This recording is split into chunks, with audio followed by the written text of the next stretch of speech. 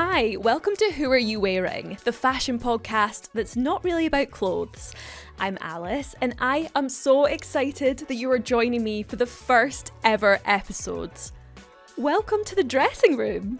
Now, this might be the first time that we're getting acquainted, so I wanted to give you a little introduction to me and what you can expect from the podcast. It probably won't surprise you to know that I love playing dress up. I describe my style as maximalist. I love colour, I love sparkles, but I'm also a really big fan of structure and tailoring and anything that's kind of a juxtaposition of fabrics and textures. Oh, and cowboy boots. I am obsessed with cowboy boots. But for me, fashion isn't just about what it looks like.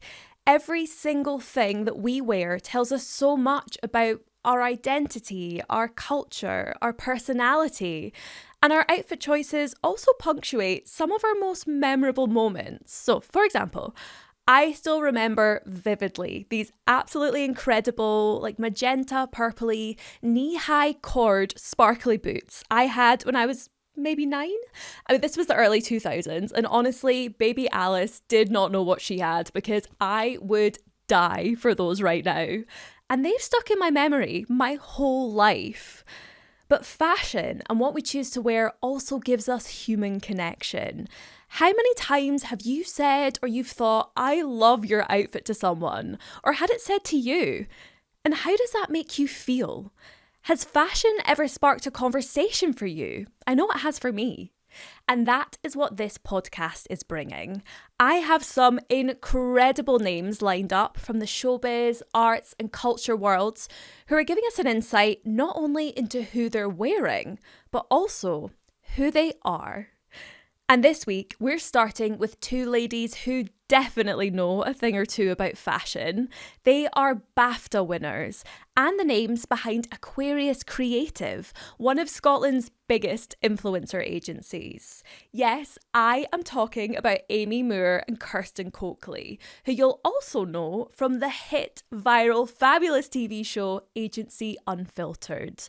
The show's 4th series drops on the 15th of June, and I caught up with Amy and Kirsten in Glasgow to hear all of their fashion stories and to find out about what's new at the agency. And I'd love to say I wore my comfy shoes to get on over there to Glasgow, but I can confirm I absolutely did not. Amy, Kirsten, hello. Hi. Hello, how are you? I am very well. How are you? We're great, thank you. Thanks for having us. Oh, thanks for chatting to me. There is so much to get into. You are two of the most stylish people I have ever seen. Oh, thank you. Look at your outfit. Well, we'll get on to why I've chose this colour in a little bit. Oh, love that. But the first thing I have to ask you, so you're sat here in the most gorgeous, beige pinstripe kind of outfits. Mm-hmm. I have to ask, did you match it to being here, or is that a coincidence? We always like to match our outfits, to try and be colour coordinating or kind of mix and match. So yeah, we always match. We've not really matched it to here, but now you've said that, it does fit perfectly. Yeah. But any outfits we wear, especially on the show, we like to be kind of twinning in a weird way. Yeah, we love really nice kind of fashionable fitted workwear as well. So we thought nice and smart with the pinstripe, but still stylish. So, yeah. How are you doing this? You just have a fashion Pinterest between you, a WhatsApp? No, we are actually the complete opposite. We're so type B. I think we ordered this 3 days ago and then we just tried it on this morning. We haven't even tried them on yet. So we literally opened the packet this morning and thought, well, we really hope these fit. We hope these are nice because we have no plan B. So we're glad it worked out. But you must really know yourself and your style. If I just bought something and I was that'll fit me, don't think I could do that. Yeah, we're just, I think because we're so busy, we don't actually have time to sit down and plan outfits and try them on and style them. That's always something I always say to myself. Every series we're right, next series we're going to get all our outfits before, plan it out, know exactly what we're wearing, but we're just too busy that we end up ordering next day delivery and hoping for the best. We have such good intentions of it. We're we'll be so organised, we'll have it all in a real steamed, we'll do a big try-on session. Never happens. So you are obviously doing amazing things with Aquarius and now with Agency Unfiltered. but I have to ask, like, where did your love of fashion come from? When you were really little, were you obsessed? Yes, I was obsessed. There was this shop used to be called Tammy Girl. Yeah, oh my God. Yes, I actually loved that shop so much. Like I used to beg my mum to take me shopping when I was so young, and I was always trying on her heels. Yeah. And I've always loved fashion from a very young age. Yeah, me too. And I think even like throughout school and stuff, I always thought I was going to be a fashion designer. Now I couldn't think of anything worse, but that was always like in the front of my mind, was like having a career in fashion and doing something to do with fashion as well.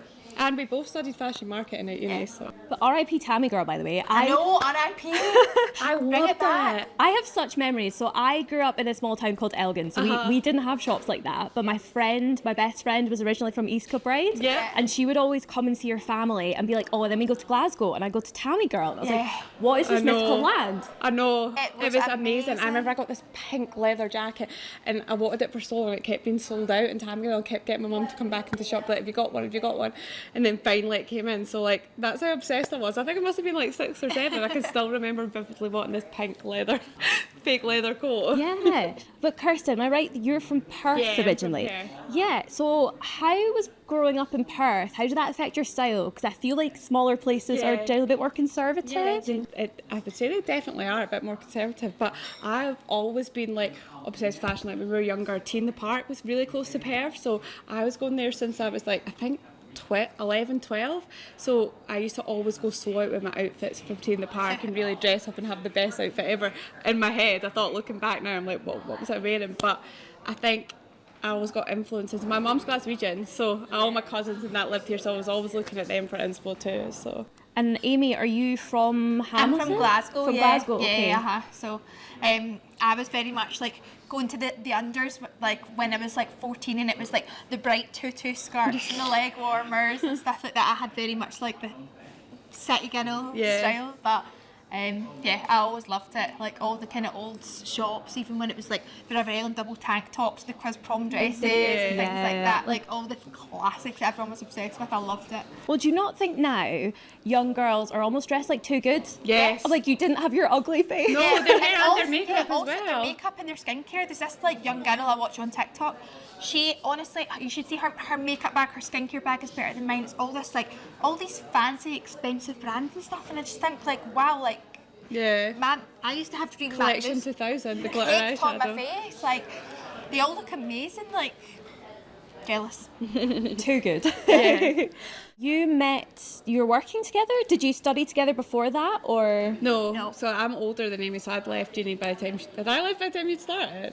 I can't remember. There was 3 years between us graduating. Yeah, so there's 3 years between us graduating. So I, whilst I was at uni, I actually did an internship at a fashion company, and then after that I actually went on to work there and started off the social media. It wasn't even a thing back then, so it was quite a while ago.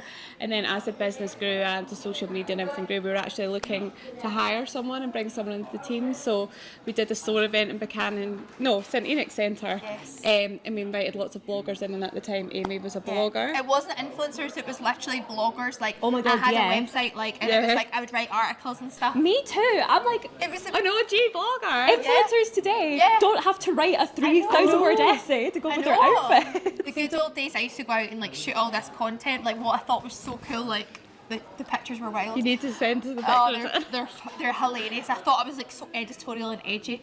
I did think they were really good at the time. And then Kirsten invited me to the store event. We got chatting. I worked in social media at the time as well. And then Kirsten hired me, and she was my boss for a few years. And that's how we met. But it's been so interesting seeing that evolution. Like, I loved blogging, and I feel the stakes were a bit lower. Like, I would get invited to all these events with my like 300 followers and be like, yeah, this is great. Because it was so new as well. I honestly loved it. And I had a YouTube channel back in the day, and like I had like this full journey, like following like everything that was going on. And it was so exciting at the time because it was all so new. Like the events were new, like actual posting and taking photos and stuff was like quite new as well. So those were the good old days. Yeah. I think us bloggers walked, so influencers today could run. So starting Aquarius then, so what was the moment that made you go, I actually think we should do our own thing and we should start a business? Because it feels like at the time, really investing in influencers was quite a brave thing to do. Yeah, so actually at the time we'd worked at this fashion company. I'd worked there for about 6 years, and we had amazing bosses like in and out. Like and we learned so much from them, but there came a time where we didn't have kind of anyone above us at the time, so we felt like we were doing a lot kind of on our own, so we thought we had the confidence, and then some people had reached out to help us with their socials. So we actually started off as a social media agency only to begin with, and then our first influencer we brought in the books was Abigail Connery. Oh, was it? So one of our first influencers was Abigail, who's still with us now. So that's been like 6 years she's been with us. So she was one of our first influencers, and from then we just started taking on a lot of new girls and new clients and built it from that. What was the practicalities of running this? Were you just kind of doing it out of your own houses, or? Well, actually, we had the launch party for Aquarius. It was the end of February 2020, so we had a big launch party. It was all like, let's go, lots of events, lots of fun, and then 2 weeks later, COVID happened. Yes, so we were literally locked in. So yeah, in my flat. So it was literally the first year or so of the business was just the two of us in Kirsten's living room and our laptops. And luckily, like for social media and things, you don't need a lot to start. We didn't have anything to start. It was literally just the two of us, the living room and the laptops. Yeah. That's all we needed, and that's where we started. So and then it just kind of grew from there. And it's been 6 years. 6 years. Yeah. So at what point did agency Unfiltered come into your lives? Do you know, it actually came in 2 years in, so that's us 4 years into the agency Unfiltered now, which is weird and crazy to say mad. that. I can't believe it's been 4 years. Yeah, we've actually been doing this show longer than we've not been doing the show. Yeah, From so it's been like part of our business. That's weird to say as well. Yeah. It's kind of like, because we're 4 years in now, we're so used to it, and it's like it's kind of part of us now, isn't it? And if anyone has not seen the show, has not heard of the show, what is the premise of Agency Unfiltered? It's really about our agency. Like, it's about our agency, the people who work there, the influencers that are on our books, kind of delves into a bit of their personal lives and ours as well. But this season it's really about, we've got a new TikTok academy, and we've got 6 new TikTok contestants in it, and one of them becomes a winner and gets signed to Aquarius. So yeah, there's a lot of ups and downs, highs and lows, but it's I think this one will get you hooked.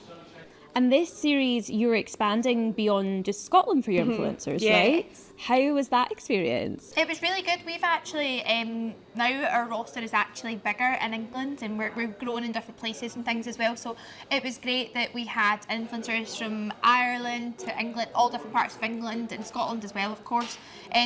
What was actually really, really fun about all these different influencers is they all had completely different niches as well. So it was actually really good for us to see, and we learned a lot throughout the process as well, learning about all these different categories. There was lots on food, travel, fitness and things. So yeah, it was really good. We learned a lot along the way. And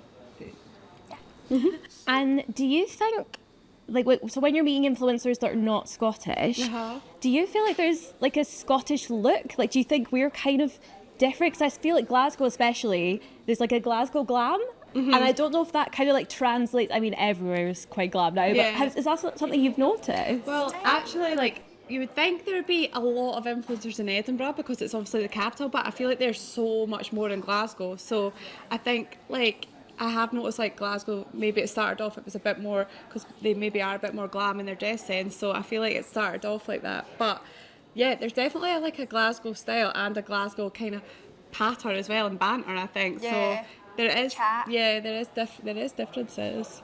So you are also BAFTA winners, Yes. which is insane. Like, thank when you. you started this business, was that in any way part of your thinking you're going to get a BAFTA? Never, No, not didn't even having enter a our TV brain, show. yeah. Having a TV show would never have entered our brains, and like we'll always remember like that BAFTA moment for the rest of our lives. Honestly, we wish we could bottle that Yeah, feeling it up, was because we amazing. were all sitting there. We genuinely really did not think that we were going to win, and the moment that they called the agency Unfiltered as the winners, like it was so amazing. exciting. Everyone says this. I was actually working on a show yesterday, and someone came up to me and she was like, your BAFTA reaction was the best thing that I've ever seen in my life, because our full table was just jumped up and we were just screaming. Like, it's so new to us, and like we were all so excited. Yeah, we were probably like everyone else, like Yeah. we were like, Well, totally, and there's something like so pure in that. I think when you work in the industry, you kind of know like this is how you behave or whatever. But that's just a genuine like this is incredible. That was like our Couldn't genuine. hide We were it, so happy. Yeah, we could not play it cool. No. I definitely think there is some links between fashion and TV, especially in, you know, the aesthetic side of things. But what sort of surprised you about TV when you started filming the show? Actually, what surprised me is how quickly you get used to it. Like I think, like I always remember our first scene, like we kept talking over each other and things like that, and it was like you'd awkwardly look at the camera and things. But it's weird how quickly you get used to the cameras being there, and you actually like weirdly just shut off from them because you get used to them being there. You know not to look, you know, just to kind of act normal. And I think that was what shocked me was how normal it became. Yeah, and what I like about the fashion element for this season is we actually filmed it at the end of summer last year, so it's obviously the beginning of summer now, so our outfits are like aligned, so we're posting it in summer, during summer, so it'll be nice. Do you know what I mean? So whereas sometimes they're like out of season, so it's quite nice to have the summer outfits this time. But speaking of outfits, so go back to that BAFTAs win. Mm-hmm. So I was there that night and I remember seeing you on the red carpet and being like, those girls are like, they're the best outfits I have ever seen. They were so stunning. But something like a red carpet is high pressure anyway. Like it's high pressure for me working at it. But how were you even beginning to plan what you were going to wear to a moment like that? We always knew we wanted a bit of lilac in there for like the agency colours, of course, and we wanted to stand out. We wanted that kind of wow moment. And we had actually bought dresses from that brand the year before for our premiere. So we were searching that website and the dresses came. You should have felt the weight of them. It was they like were honestly they looked heavy. And again, last minute as always, the dresses came the day before we tried them on. You should have seen us trying to get into these dresses as well. They were like full on corsets and we thought those are not going to fit. I've got like a mark still on my back from really? A year and a half ago. Yeah. Being there, so I was wearing like an all over sequin dress and I literally had like cuts all over me. Like people don't know the pain. Beauty is pain. Just after we won the award, we actually had a backup dress and we went and got changed. It was like we couldn't even sit down properly. You had to sit like that. That's so extra. Like your first BAFTAs, and like actually I'm taking 2 dresses. I actually needed someone to pull me out of the taxi because I couldn't like lift myself up. I was like that corseted in. But speaking of lilac, so you went in your lilac dresses. I mean, the way that you use colour in your branding is so incredible. Watching it, like even pieces of paper were on brand. How much is that you? How are you having conversations with producers to kind of bring those brand colours into the show? To be honest, like we kind of just run with it at our end with it when it comes to like the branding and the fashion and everything like that. Like we plan all our kind of touch points and events and creations, all that ourselves. So yeah, they do love a bit of lilac being there, but we always just it's just naturally there because we love it. Anytime we see lilac, we just buy it. We're like, oh, that'll look nice in the office somewhere. So we've always got those little. Do you know everywhere. what it is about that colour that you love? Well, it's because it's our bar. Well, we're both Aquarius, so the birthstone's like purpley lilac. Amethyst. I always got the amethyst. So it's an amethyst stone, which is purple. So when we were designing the logo and stuff, we thought we should make it somewhat purple. Purpley lilac. It makes sense now. Aquarius, okay.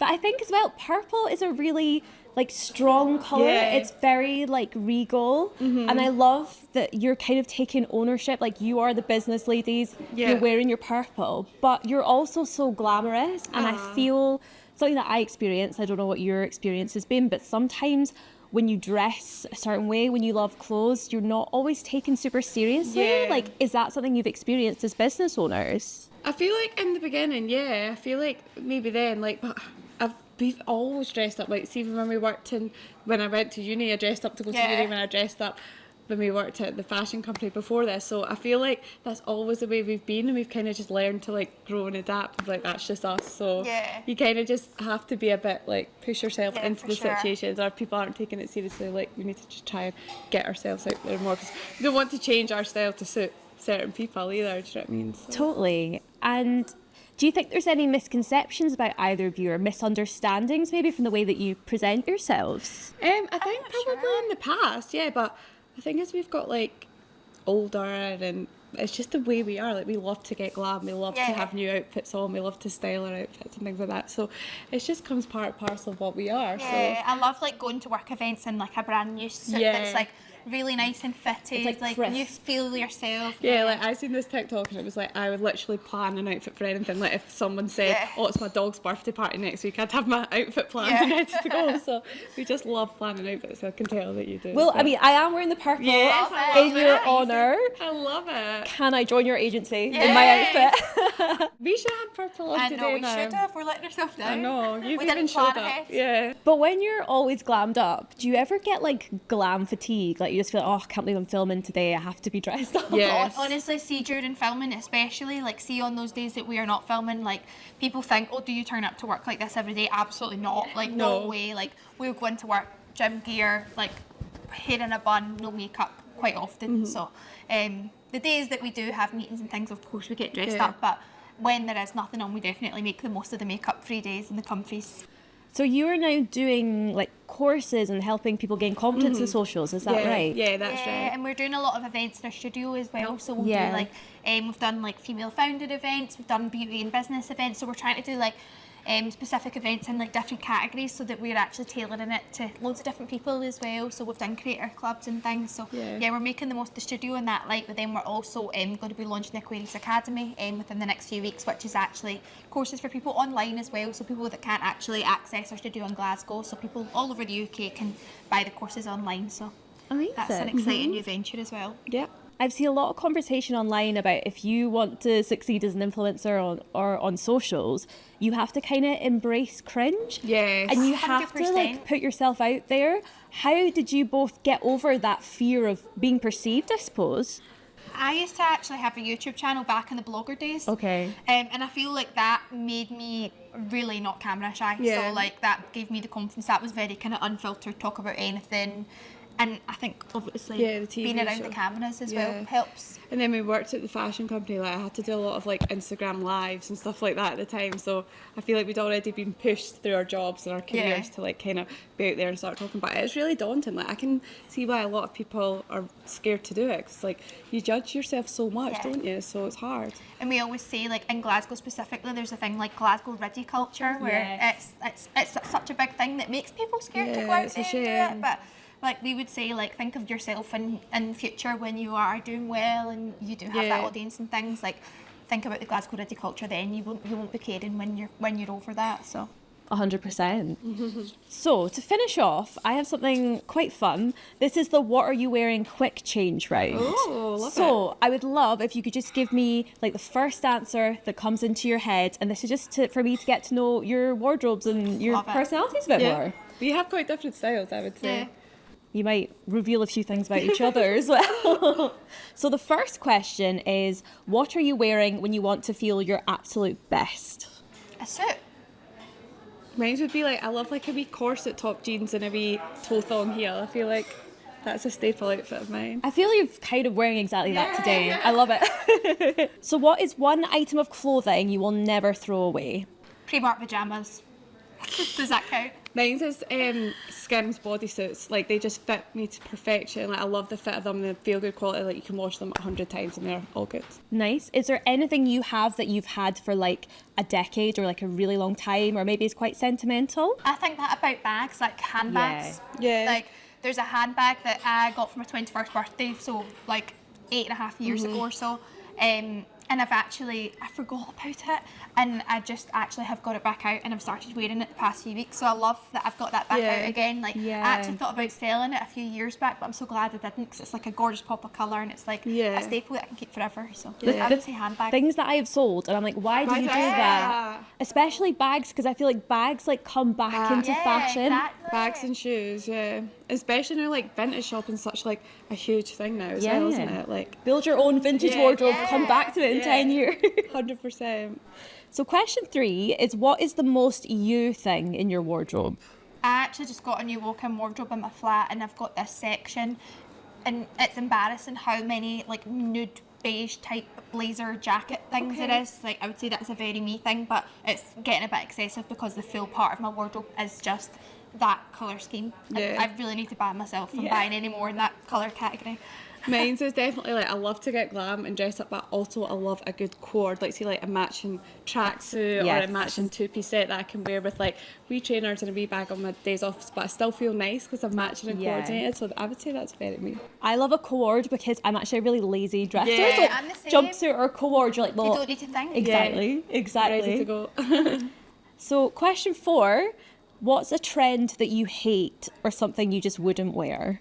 This is not a trend that I hate, but I just wouldn't wear it, is when you guys all wear the Adidas tracksuits. Oh, I love an Adidas tracksuit. Like, if I was to wear it, I would just look like a big Ned. It just... Yeah, just not into the whole sportswear. No. Like, you suit it, but it's just one of those things you'd be like, oh, you would never buy that. Yeah. And I wouldn't. I can't get on board with it. But people really suit it. I just know that I wouldn't. A trend that I hate. I actually love a lot of trends, you know. I'm quite jump on a lot You of do trends. jump on? I like a good trend.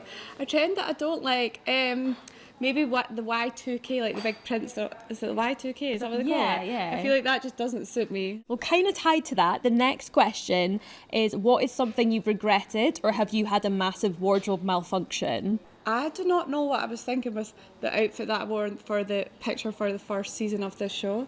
Like, What was that again? I was pregnant, so I the feel like my lilac one. pregnancy outfits were, I just didn't know how to dress being pregnant. Yeah. So I feel like a lot of them, I think, well, why did I wear that? And now I see such gorgeous girls being pregnant. I'm like, whoa, I love how you've styled your bump. You look incredible. I would actually say it is the press day last year. We had really smart dresses on, and I had tights. We both had really big tight malfunctions. Some of the pictures we had to go and get emergency tights. Some of the pictures I'm wearing the thickest black tights ever, and it just ruins the outfit completely. Yeah. Like, I hated it. And then some pictures I'm wearing my legs out, so there was a lot of mismatch there. So I just can't be trusted with tights. So my final question, and I actually thought I knew what the answer to this would be, but now I'm not so sure, which is, if your wardrobe could only be one colour for the rest of your life, what are you choosing? I would say like a beige. Yeah. Like this kind of colour, I feel like you can't really go wrong in summer, winter, all seasons. I would say white. I love white Okay. in summer with a tan. That's very brave. I feel like I'm too messy to wear white. So are you. Yeah, but I wear white. I'm very messy, but I wear white a lot. I think like dark hair suits white. Yeah. Yeah. I think it's a very like rich thing to Yeah. wear white, because you're like, I could afford to replace this if I spill on I it. can afford to get tomato sauce all over it. No, I can't. But yeah, I do love white. My favourite colour to wear is actually baby blue, but I think I would get sick of that. So before you go, I would love if you could both in one sentence tell me why you think people should watch the new series of Agency Unfiltered. It's bigger than ever. We've got bigger characters, we're in bigger locations, and there's lots of chaotic things happening. Yeah, and plus you get to see all the really nice fashion and behind the scenes with all the girls and the new TikTokers. That was Amy Moore and Kirsten Coakley from the agency Unfiltered. And Series 4 is coming to BBC Scotland, BBC 3 and iPlayer from the 15th of June. Thank you so much for joining me here in the dressing room today for the first episode of Who Are You Wearing? And if you did enjoy this episode, or maybe you just like my outfit, or maybe you hated my outfit, you want to hate follow me, fair enough, then you can find Who Are You Wearing across Instagram, TikTok and YouTube, as well as audio platforms like Spotify and Apple Podcasts. So go on, give us a follow or a subscribe and you'll keep updated with who we'll be chatting to right here in the dressing room next. See you soon.